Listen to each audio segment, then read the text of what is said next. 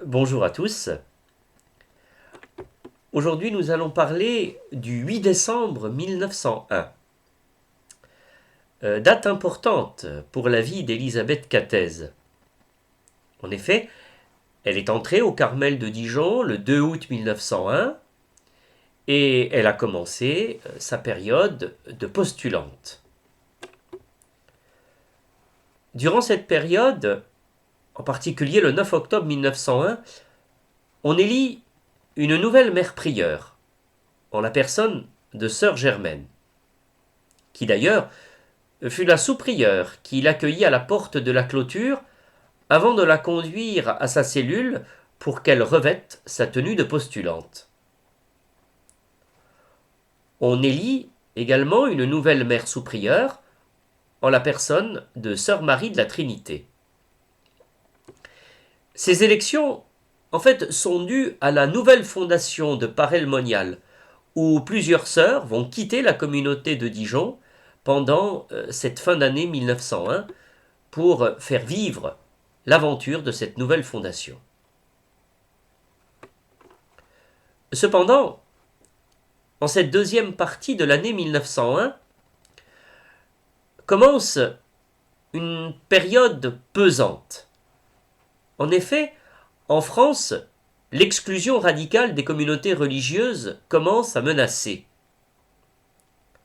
Dans ce climat de tensions grandissantes au niveau politique, les carmélites ne sont pas épargnés par cette angoisse de devoir être expulsés de leur monastère. D'ailleurs, Élisabeth Cathèse mentionnera dans une lettre à sa mère qu'elle aura éventuellement besoin d'un vêtement civil au cas où les carmélites seraient expulsés.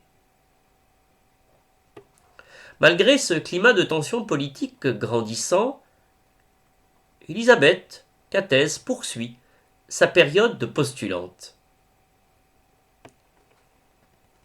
Et après quelques mois, elle est admise par la communauté. Le dimanche 8 décembre 1901, en la solennité de l'Immaculée Conception, eut lieu la cérémonie qui marque officiellement son entrée au noviciat. Au cours de l'après-midi, revêtue d'une parure blanche de mariée, elle entre dans la chapelle par la porte extérieure du Carmel.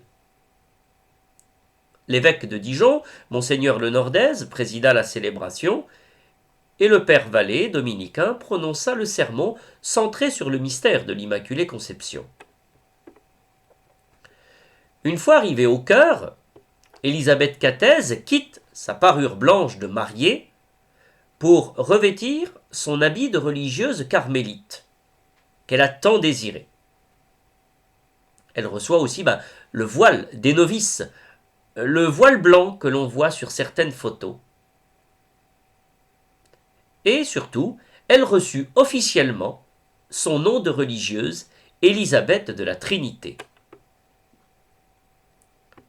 Commence pour elle son temps de noviciat, qui la conduira jusqu'au 11 janvier 1903, où en ce dimanche de l'Épiphanie, elle prononcera sa profession perpétuelle, et ce rituel va s'achever le 21 janvier 1903, fête de Sainte Agnès, où elle reçut officiellement son voile de carmélite. Alors pour cette vidéo, je vous propose deux documents. Tout d'abord, de lire et de vous commenter la lettre 99 qu'elle adressa au chanoine Angle et qui parle de cette date prochaine du 8 décembre 1901. Et ensuite, je vous propose la lecture et le commentaire circonstancié du poème 74 qu'elle chanta sur l'air du carillon du Carmel à la récréation communautaire du 8 décembre pour fêter cet événement de son entrée au noviciat, de sa prise d'habit et de la réception de son nom de religieuse. Ce poème est très important parce qu'il nous permettra de mettre en perspective les enjeux et de donner sens à cette étape vécue le 8 décembre 1901. Commençons donc par la lecture de la lettre 99, adressée au chanoine Angle. Elle est écrite le 1er décembre 1901. Je cite ce qu'écrit Élisabeth Cathez. Bien cher monsieur, je suis toute heureuse de vous annoncer mon immense bonheur, auquel, je le sais, vous avez contribué pour une large part. Ai-je besoin de vous exprimer ma profonde reconnaissance ? Vous connaissez le cœur de votre petite Élisabeth, et vous savez comment elle s'acquitte de toutes ses dettes envers ce qu'elle aime. C'est donc le 8, en cette belle fête de son immaculée conception, que Marie va me revêtir de ma chère livrée du Carmel. Je vais me préparer au beau jour des fiançailles par une retraite de 3 jours. Oh, voyez-vous, quand j'y pense, je me sens déjà plus sur la terre. Priez donc pour votre petite Carmélite, afin qu'elle soit toute livrée, toute donnée, et qu'elle réjouisse le cœur de son maître. Je voudrais lui donner dimanche quelque chose de si bien, car je l'aime tant, mon Christ. Oh, que j'aurais été heureuse de vous avoir tout près de moi. Je sais que si vous le pouviez, vous ne me refuseriez pas cette grande joie. Votre âme, n'est-ce pas, sera tout en communion avec celle de l'heureuse fiancée qui enfin va se donner à celui qui depuis si longtemps l'appelle et qui la veut toute sienne.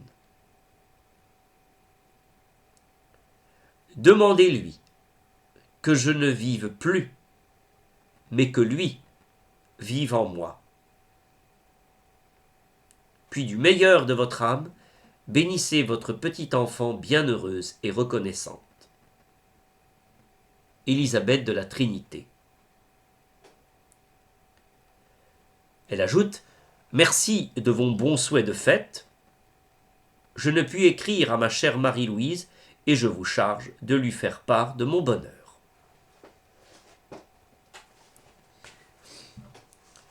Alors cette lettre est très intéressante pour plusieurs aspects. Déjà, bien sûr, parce qu'elle manifeste la part importante qu'eut le chanoine Angle dans le discernement de sa vocation. Je rappelle que dans le cloître de l'église abbatiale de Saint-Hilaire, c'est là qu'à l'âge de 7 ans, elle confia au chanoine Angle son désir de devenir religieuse. Elle ne savait pas encore que c'était le Carmel, mais le désir de la vie religieuse était là. Et ce confident eut toujours une place privilégiée. Et toute la correspondance qu'Élisabeth entretint avec le chanoine Angle est extrêmement riche, car c'est presque un accompagnement spirituel que l'on peut lire à travers ces lettres. On est le premier, voilà, l'élection de la communauté a eu lieu, donc la communauté a donné son accord, le vote a eu lieu, et donc elle sera admise en tant que novice.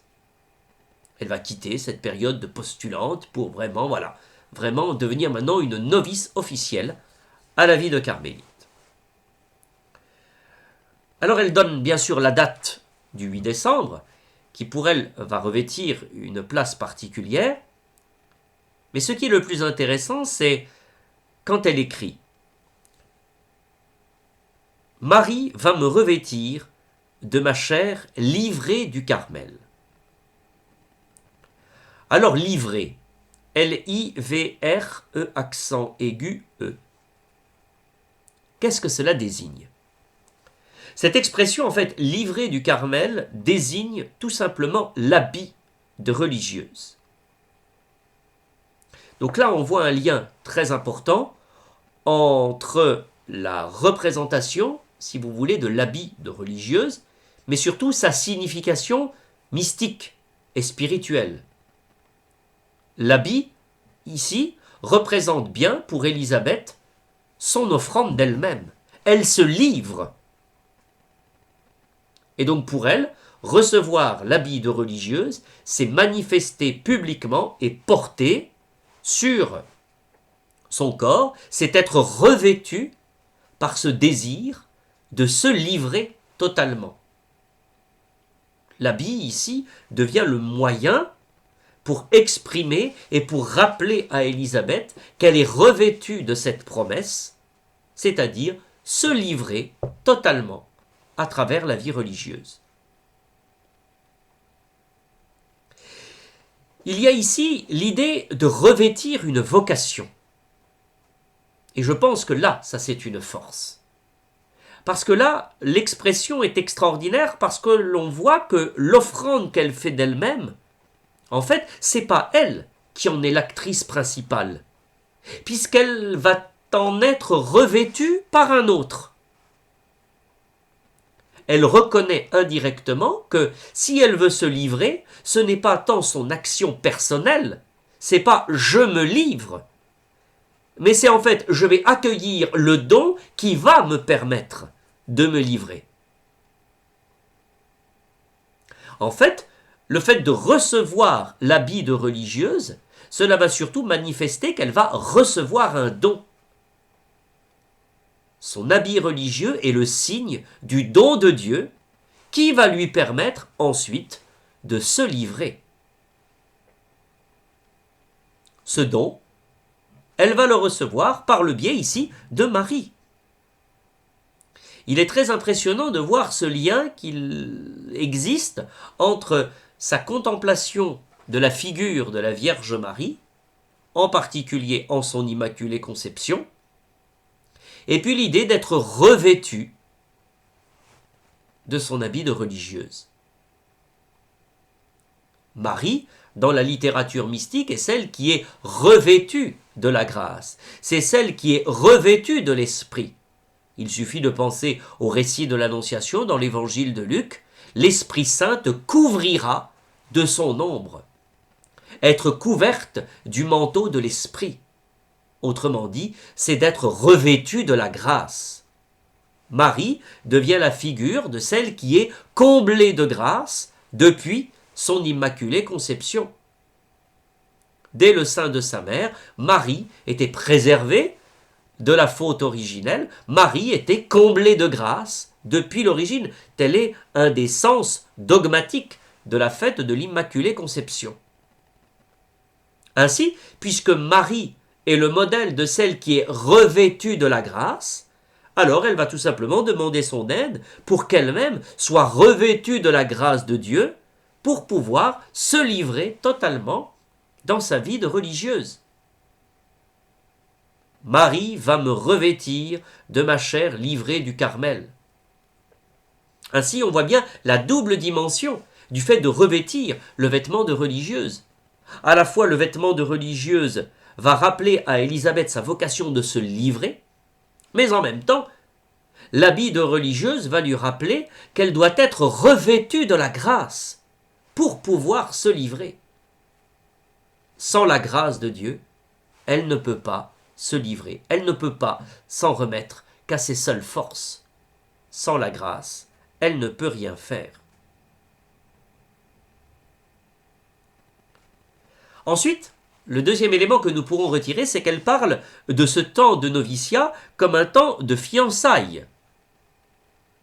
Alors nous l'avons vu dans ma présentation, puisque dans la liturgie, on prévoit que avant de revêtir l'habit de religieuse, elle doit venir avec une parure de mariée, pour bien montrer qu'elle va vivre une vie religieuse dans une dimension sponsale.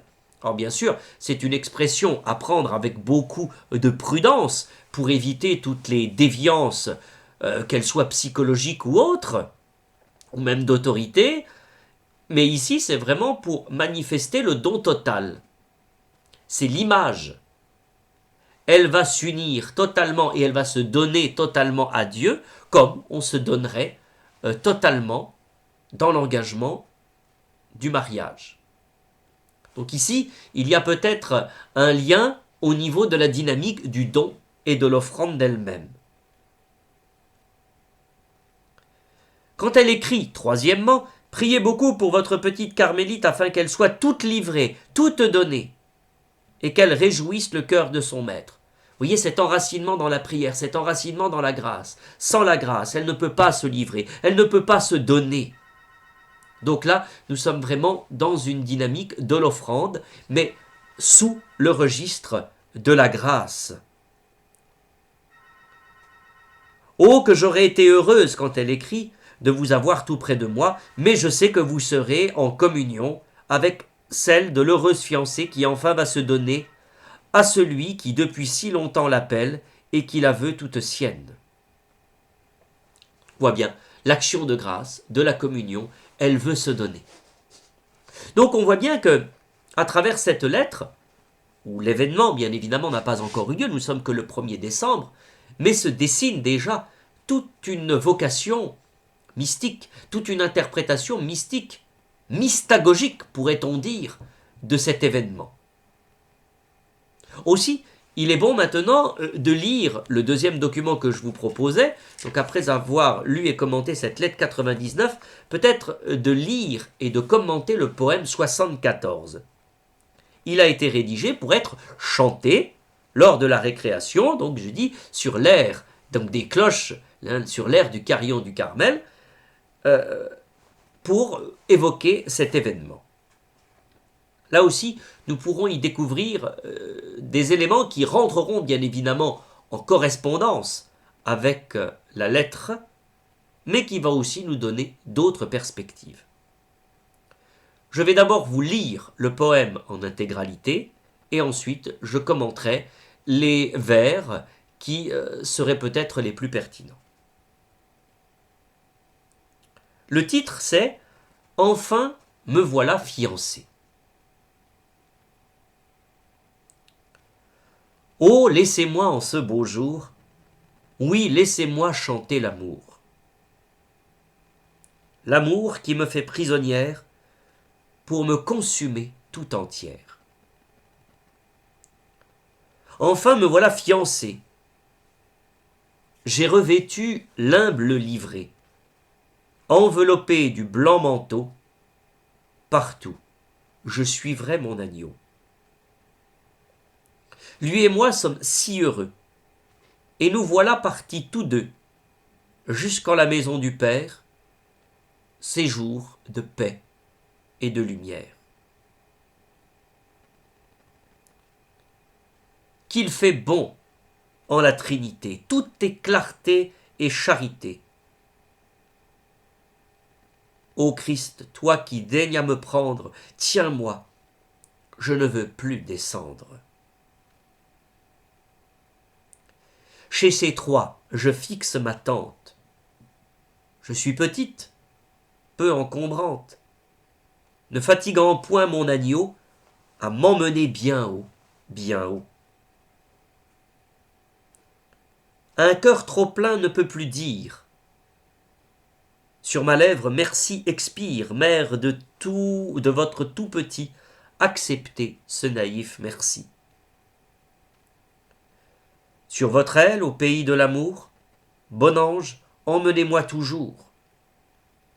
Ô conduisez-moi face au Père, en sa clarté, en sa lumière. Et vous toutes, qui pour mon cœur depuis longtemps êtes mes sœurs, en vous suivant toutes petites, je deviendrai vraie carmélite. Un jour, en la cité du ciel, se retrouvera le Carmel, sous le blanc manteau de Marie. Toutes, nous serons réunies. Suivant partout l'agneau mystique, nous chanterons le doux cantique et contemplerons les clartés de l'immuable Trinité.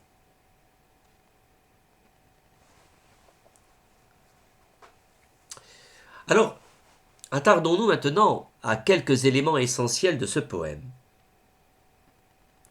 Tout d'abord, il y a la première strophe. le premier quatrain, où non seulement le ton est donné pour cette fête, cette action de grâce, pour cette étape où Élisabeth va achever sa vie de postulante pour vraiment entrer maintenant dans son initiation, dans son noviciat vers les vœux perpétuels. Mais surtout, ce premier quatrain nous dit quelque chose de ce qui sera la singularité d'Élisabeth de la Trinité, surtout à la fin de sa vie, durant les derniers mois de l'année 1906. Quand elle dit « Laissez-moi en ce beau jour, oui, laissez-moi chanter l'amour », l'amour avec un A majuscule, l'amour qui me fait prisonnière pour me consumer tout entière. Ici, l'amour, bien évidemment, avec le A majuscule, désigne Dieu lui-même. Laissez-moi chanter le Dieu qui est amour. Et quand elle veut rendre grâce à Dieu, elle rend grâce à quoi? Elle rend grâce à l'amour, c'est-à-dire ce qui est vraiment au cœur de la Trinité. Laissez-moi chanter l'amour. Donc, c'est l'action de grâce envers l'amour. Et pourquoi elle rend grâce envers l'amour? Parce que l'amour m'a fait prisonnière, donc c'est l'amour qui est venu jusqu'à elle, et c'est l'amour qui la consume tout entière. Donc ici, nous avons un schéma qui se dessine, un schéma mental qui est très très intéressant, c'est l'amour de Dieu qui descend, c'est l'amour de Dieu qui, le premier, va aimer, va consumer la créature, et en échange, la créature va rendre grâce pour cet amour. La créature aimera Dieu par son action de grâce, parce qu'elle est aimée, la première. Et ce schéma, ici, est très très important, parce qu'à la fin de sa vie, surtout à partir du mois de mars 1906, et ce, jusqu'à l'agonie, cette dynamique va être complètement irradiée à l'intérieur de ses écrits et de son témoignage. Je rappelle qu'il y a une vidéo qui a été faite sur les derniers instants d'Élisabeth de la Trinité, qui s'appelle « De l'embrasement dans l'amour ».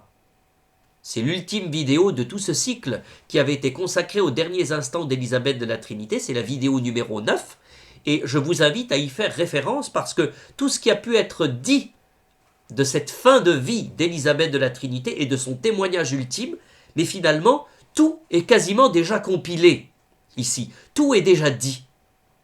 Parce que c'est vrai que dans l'expérience douloureuse de sa maladie, la maladie d'Addison, qui va la consumer, mais elle se sentira également consumée dans l'amour. Et tous ces derniers écrits seront comme la propagation de cet amour. Elle le témoignera jusqu'aux derniers instants envers sa communauté, qu'elle aimera jusqu'au bout.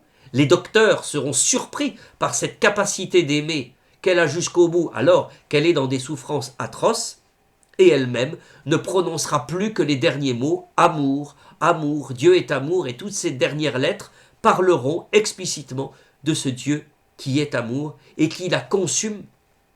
Donc vous voyez ce qui fait que l'évocation de l'action de grâce de cette toute jeune postulante qui va devenir novice va finalement s'exprimer de manière très singulière et très forte, surtout dans l'expérience de sa maladie. Oh, laissez-moi en ce beau jour, oui, laissez-moi chanter l'amour. Pourquoi? Parce que l'amour me fait prisonnière pour me consumer tout entière. Voilà le ton qui est donné de cette action de grâce. On va dire de ce sacrifice de louange. Nous sommes presque ici dans une dynamique eucharistique de sacrifice de louange. Elle offre à Dieu son action de grâce. Alors elle reprend dans le deuxième quatrain, « Me voilà fiancée ». Nous le savons puisque symboliquement, hein, elle est entrée dans la chapelle du Carmel revêtue avec sa parure blanche, et c'est vrai qu'il y a quelques photos, on croirait presque voilà une jeune mariée qui prend quelques clichés avant de se rendre soit auprès de l'état civil ou soit auprès d'un ministre ordonné dans le cadre d'un mariage religieux. Me voilà fiancé, j'ai revêtu l'humble livrée. Donc il y a eu ce passage, puisqu'elle est entrée dans la chapelle avec sa parure de mariée, elle va quitter cette robe de mariée pour être revêtue de la robe de bure de religieuse carmélite. Et donc l'humble livrée désigne sa robe de bure de carmélite. Enveloppée du blanc manteau, donc ça c'est la cape spécifique des carmélites. Elle n'a bien sûr pas encore son voile, puisqu'elle n'aura que le voile blanc de novice, hein. C'est un voile temporaire, elle ne recevra son véritable voile de religieuse que au moment de sa profession solennelle, donc après, le 21 janvier 1903. Donc, j'ai revêtu l'humble livrée, la robe de bure, enveloppé du blanc manteau, donc son manteau de carmélite, partout, je suivrai mon agneau. Donc là, on voit la logique. Elle a quitté sa robe et sa parure de mariée. Donc on est bien dans une mystique sponsale ici. Il y a vraiment toute une interprétation extraordinaire ici du déploiement. Elle va quitter un habit pour en revêtir un nouveau. Et cet habit, c'est pourquoi? C'est pour suivre l'agneau. Donc là, ici, il y a l'allusion, bien sûr, avec l'agneau de l'Apocalypse, puisque le blanc manteau désigne ici, peut aussi rappeler la tenue de ceux qui ont lavé leur robe, ceux qui reviennent de toute cette procession des saints dans le livre de l'Apocalypse. Lui et moi sommes si heureux, dit-elle au quatrain suivant. Donc c'est-à-dire, elle et l'agneau sommes si heureux, et nous voilà partis tous deux jusqu'en la maison du Père, séjour de paix et de lumière. Intéressant ici, parce que vous voyez, l'agneau, on peut toujours lui donner un caractère très bucolique, hein, le petit agneau de la petite crèche, mais là on voit bien qu'en fait que derrière l'expression, c'est l'agneau de Dieu déjà qui enlève le péché du monde, hein, l'allusion à l'Apocalypse, donc nous sommes déjà dans une dynamique du crucifié, mais en même temps, lui et moi, nous voilà partis jusqu'en la maison du Père, c'est-à-dire que le Christ devient ici l'image du bon pasteur, tel qu'il a été décrit dans l'évangile de Jean, puisque le bon pasteur aura pour vocation de conduire sa brebis jusqu'à la maison de Dieu. Donc on voit très bien, hein, elle a reçu sa bure, elle a reçu le vêtement blanc qui lui rappelle l'agneau immolé, le crucifié, et donc voilà, sa vie de carmélite et cette vie de communion, mais dans un objectif qui est la vie du ciel. La vie religieuse ici est vraiment perçue dans sa dynamique eschatologique. C'est vraiment l'expression d'avant-garde des biens du royaume à venir.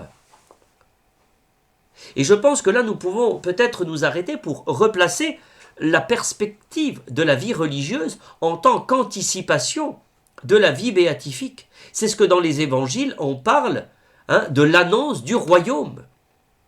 Le célibat pour le royaume. La chasteté pour le royaume. Et quelque part, à travers ces 3 quatrains, nous avons finalement la reconfiguration totale d'au moins 2 vœux qui constituent la vie religieuse, à savoir la pauvreté et ici la chasteté. Pourquoi la pauvreté, pourquoi la chasteté sont-elles sous-entendues dans ces quatrains? Parce qu'il y a l'idée d'avoir revêtu la robe de bure. Il faut dire que si nous reprenons, la symbolique est très belle. Le 2 août, Élisabeth de la Trinité frappe à la porte de la clôture. Mère Germaine, qui était mère sous-prieure, l'accueille avec quelques membres de la communauté. Ce n'est pas la mère prieure qui l'accueille. La postulante, ce n'est pas encore la mère prieure, c'est la sous-prieure qui l'accueille. On la conduit dans sa cellule. Vous voyez, c'est symbolique, hein, c'est presque très ritualisé. On est à la porte, on t'accueille, ou on va te conduire dans ta cellule. La cellule est un endroit extraordinairement important dans le Carmel, puisque c'est là que l'on va vivre ce cœur à cœur, cet ermitage avec le Seigneur. C'est-à-dire, c'est l'abandon total. On quitte tout pour vivre dans cette solitude érémitique. La cellule vraiment devient l'image de ce désert particulier. Donc ce qui fait que Élisabeth, elle arrive avec une tenue civile. Donc elle va dans la cellule et la première chose qu'elle fait, eh bien il y a la robe de la postulante, et qui est une robe noire, comme en deuil. C'est la robe noire avec cette pèlerine noire, avec cette coiffe noire. Il y a d'ailleurs quelques photos d'Élisabeth où on le voit, et on dirait qu'elle est vraiment en deuil.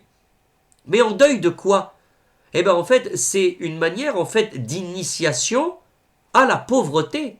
C'est-à-dire on fait le deuil de tout. On s'est coupé de la famille, on s'est séparé de la famille, et on se sépare surtout des biens matériels. Car la postulante, même si elle n'est pas encore une novice, s'il y a déjà un aspect profond de la vie religieuse qu'elle vit, c'est la pauvreté. La première chose que va vivre Élisabeth de la Trinité, c'est d'apprendre à vivre comme les carmélites et surtout de vivre la pauvreté radicale dans ce Carmel où il n'y a ni électricité, où il n'y a ni chauffage, où il y a un jeûne total de viande toute l'année, sauf si on est malade, ou bien sûr la viande est tolérée pour fortifier celle qui est malade, mais sinon c'est la frugalité totale, avec uniquement des légumes, uniquement du poisson, donc que de l'eau, rien d'autre. Donc finalement la postulante, elle est quasiment en deuil de tout ce qu'on pourrait appeler les biens terrestres. Et bien sûr, elle n'est pas encore liée, elle peut partir, mais c'est cette première expérience. Et bien sûr, donc elle va quitter cette robe noire pour reprendre cet habit de fiancée, mais cet habit de fiancée, elle va vite l'abandonner pour revêtir la robe de bure, qui est quand même la robe par excellence qui manifeste le vœu de pauvreté. Une carmélite, comme toutes les religieuses qui ont l'habit, c'est d'avoir le même habit toute l'année. Bien sûr, je veux dire, c'est le même modèle pendant toute sa vie, jusqu'à sa mort. Donc c'est quand même la manifestation d'une pauvreté radicale. Donc oui, à travers la robe de bure, à travers toute cette espèce de petite ritualité, on accueille à la porte la postulante, on va dans sa cellule, revêtir cette espèce d'habit de deuil. Bon, à un moment, cet habit de fiancé, mais on va vite l'abandonner pour revêtir la robe de bure. C'est toute la spiritualité et la mystique du vœu de pauvreté qui se manifeste. J'ai revêtu l'humble livrée. Et on voit bien qu'ici que cette pauvreté, c'est en vue de se donner elle-même à Dieu. C'est la pauvreté en vue du royaume. Et je pense que l'on ne peut pas comprendre les vœux religieux, ils ne sont pas intrinsèquement pervers comme certains peuvent des fois le dire, mais bien sûr que non, mais c'est en vue du royaume, comme dans l'évangile. C'est la pauvreté évangélique en vue du royaume. C'est la chasteté en vue du royaume. Et il faut être très très prudent avec l'interprétation des vœux religieux, parce que sinon, bien sûr, on peut aboutir à toutes les déviances et à tous les travestissements. Mais si l'on veut garder dans leur pureté originelle, c'est bien en vue du royaume. Et ici, Élisabeth de la Trinité le dit très bien. Elle va revêtir l'humble livrée, c'est-à-dire elle va revêtir le vœu de pauvreté en vue de cheminer vers la maison du Père. Elle est l'humble fiancée, mais en même temps, elle abandonne sa robe de fiancée pour revêtir la robe de bure, et quelque part, la robe de bure lui rappelle indirectement le vœu de chasteté en vue du royaume. Elle consent à ne pas se marier, à ne pas donner la vie, mais c'est en vue de cheminer avec le bon pasteur vers la vie éternelle. Et quelque part, vous voyez, à travers cette poésie qui est dite avec des mots très simples, presque avec un langage naïf, mais finalement, toute la force spirituelle et mystique des vœux de pauvreté et de chasteté en vue du royaume, comme dans l'Évangile. Il faut vraiment tenir que c'est dans une perspective eschatologique que tout a de sens. Sinon, si on ne le considère qu'avec des points de vue humains, on ne peut pas le comprendre. Donc, cette postulante a d'abord, pendant ses premiers mois, fait l'expérience de la pauvreté. Maintenant, avec cette robe de bure, avec cette dimension, vous voyez, de la fiancée, son noviciat va lui permettre de vivre, en plus de la pauvreté, l'idéal du vœu de chasteté. Elle poursuit. Qu'il fait bon en la Trinité, tout est clarté et charité. La maison du Père, qu'est-ce que c'est? C'est la Trinité. Mais en même temps, on voit bien qu'elle va cheminer vers la Trinité, mais elle est capable de dire qu'il fait bon en la Trinité. Elle goûte déjà le mystère de la Trinité. Tout est clarté et charité. Ô Christ, toi qui daignas me prendre, tiens-moi, je ne veux plus descendre. Donc vous voyez, par le Christ, elle dit bien que par le Christ, elle est entrée dans le mystère de la Trinité et elle ne veut plus quitter ce mystère. Chez ces trois, je fixe ma tente, poursuit-elle. Bien sûr, là, c'est quasiment une réécriture du récit de la transfiguration. Voilà, il y a trois tentes. Dans les récits quand les apôtres disent face en voyant Jésus, Moïse et Élie, dressons trois tentes. Pour elle, ces trois tentes, c'est quasiment l'image de la Trinité qui fixe sa demeure. Donc elle aussi, elle veut fixer sa tente parmi la Trinité, au cœur même de la Trinité.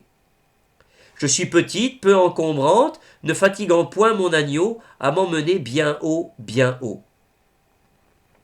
Donc Élisabeth ici parle du mystère de la Trinité. Elle goûte le bonheur d'être entrée dans ce mystère. C'est là qu'elle veut fixer toute sa vie. C'est vers la Trinité qu'elle veut cheminer et pérégriner à travers sa vie de pauvreté et de chasteté telle que cela a été engagé.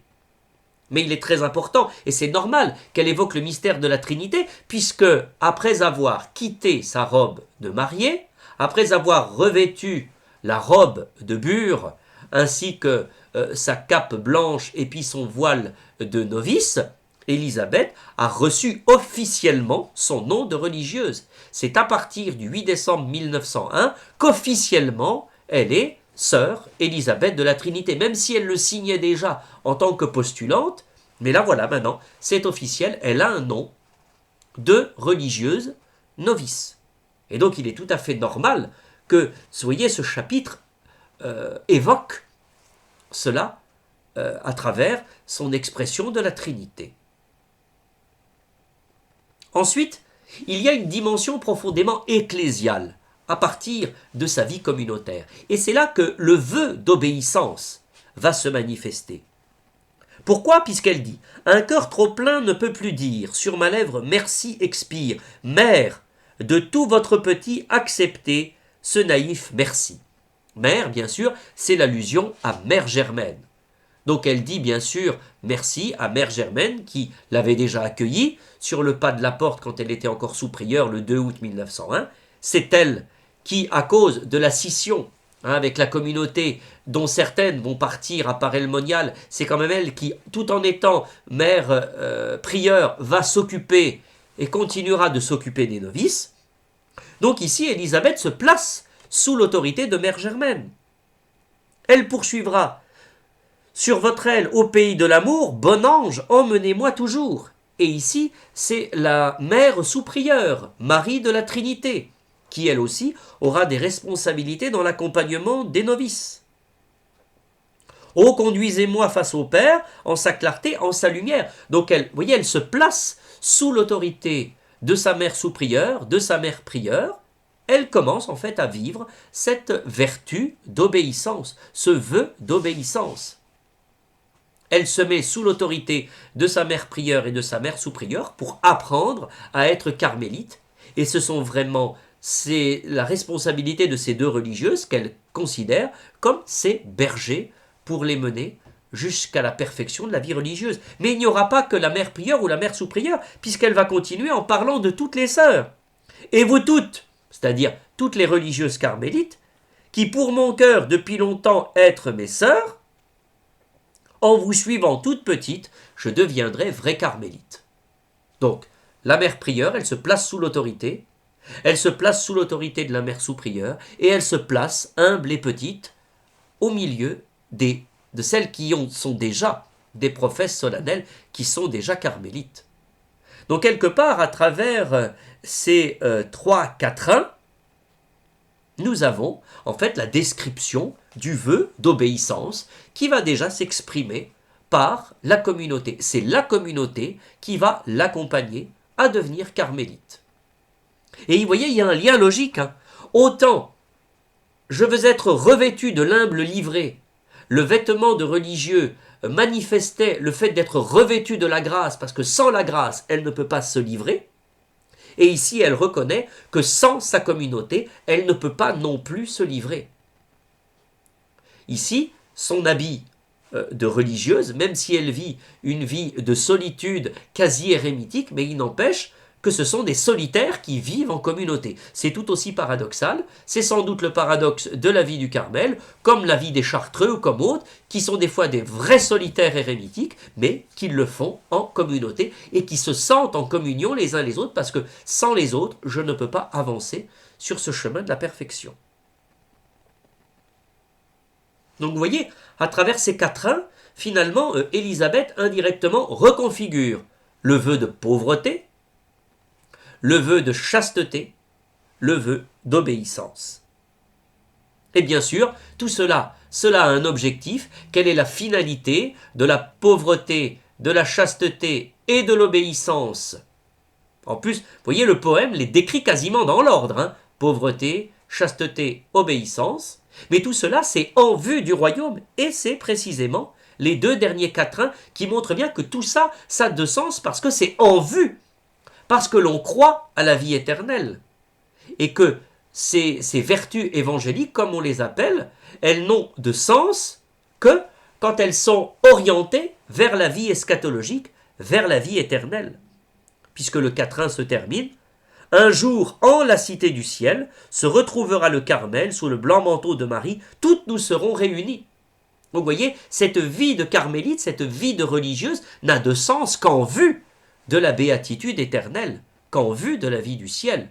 C'est toute la dynamique eschatologique. Et il faut les maintenir, car si on n'a pas cette perspective eschatologique, le vœu de pauvreté, de chasteté et d'obéissance n'a strictement aucun sens. Suivant partout l'agneau mystique, nous chanterons le doux cantique et contemplerons les clartés de l'immuable Trinité. Elle a commencé par l'action de grâce, elle chante l'amour parce que l'amour est venu la consumer, et elle termine par l'action de grâce. On chante envers l'agneau de Dieu, car finalement, où Dieu nous a manifesté son amour, si on dit que l'amour est venu jusqu'à nous pour nous consumer, s'il y a le lieu privilégié où cela se vit, c'est dans l'incarnation, et dans l'incarnation rédemptrice, parce que l'agneau mystique ne désigne pas uniquement l'agneau gentil, l'agneau de la crèche, c'est l'agneau de la croix. Suivant partout l'agneau mystique, nous chanterons le doux cantique, oui, puisque c'est l'agneau mystique qui est le signe de cet amour qui vient jusqu'à nous, qui nous consume tout entier. Alors nous chanterons l'amour, en contemplant les clartés de l'immuable Trinité, on sera au cœur de la Trinité, puisque l'amour, c'est le cœur même de la Trinité. Voici donc ce poème, 74. Et vous voyez, il est extraordinaire. Le premier quatrain qui met quasiment en perspective tout ce que vivra Élisabeth de la Trinité à la fin de sa vie, le testament spirituel qu'elle nous laisse, c'est tout, c'est déjà exprimé. Et puis, ce déploiement à travers les quatrains où elle reconfigure les vœux de pauvreté, de chasteté, d'obéissance à travers la communauté, et tout cela n'a de sens que parce que c'est orienté vers l'eschatologie, vers la béatitude éternelle, vers la vie éternelle. Voilà une jeune postulante qui écrit avec, c'est vrai, un langage très très simple qui des fois peut prêter même à sourire, tellement que les rimes semblent être un peu faciles, mais quand on gratte un petit peu plus près, ces mots très simples, mis avec une forme de naïveté et de candeur qui n'est certainement pas la grande maturité des écrivains, mais il n'empêche qu'il contient une force spirituelle qui est, c'est vrai, d'une très grande maturité pour une postulante qui entame seulement son noviciat. Au sein de cette playlist, vous retrouverez, au sein de cette playlist donc consacrée à la date du 8 décembre 1901, vous aurez 2 vidéos que je vous remettrai. La première, c'est justement à la fin de sa vie, le testament spirituel où elle est embrasée dans l'amour. Je vous remettrai cette vidéo. Et vous trouverez aussi la vidéo présentant un essai sur le mystère de la Trinité dans son œuvre. Parce que si c'est le 8 décembre qu'elle reçoit officiellement le titre d'Élisabeth de la Trinité comme nom de religieuse, alors autant se replonger dans le mystère de la Trinité dans son œuvre. Vous aurez aussi dans cette playlist des vidéos présentant de la musique au sein du Carmel, de la musique mariale, parce que la figure de Marie est très importante. Donc là, vous aurez des textes spirituels du Carmel et tout le répertoire marial chanté par les carmélites. Et puis parce que Élisabeth a chanté ce poème avec un carillon, puisque c'est à partir de la mélodie d'un carillon. Donc là, vous aurez quelques pièces musicales qui ont été composées, eux aussi, à partir de carillons.